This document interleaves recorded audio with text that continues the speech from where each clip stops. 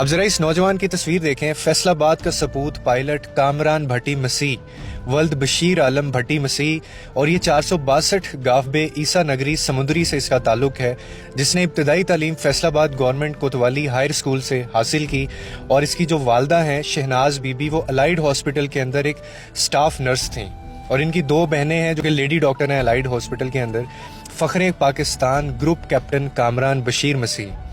سلام ہے اس بہادر ماں کے بہادر بیٹے کے اوپر. وہ ہیرو ہے جس نے انڈیا کے راجوڑی ایئر بیس کیمپ کو تباہ کر دیا تھا کل رات، اور یہ واپس آیا اس مسکراہٹ کے ساتھ. اور جب بھی پاکستان پر مشکل وقت آیا، پاکستان میں رہنے والے ہر مذہب، نسل اور فرقے کے لوگوں نے مل کر اس مشکل کا مقابلہ کیا اور پاکستانی ہونے کا ثبوت دیا.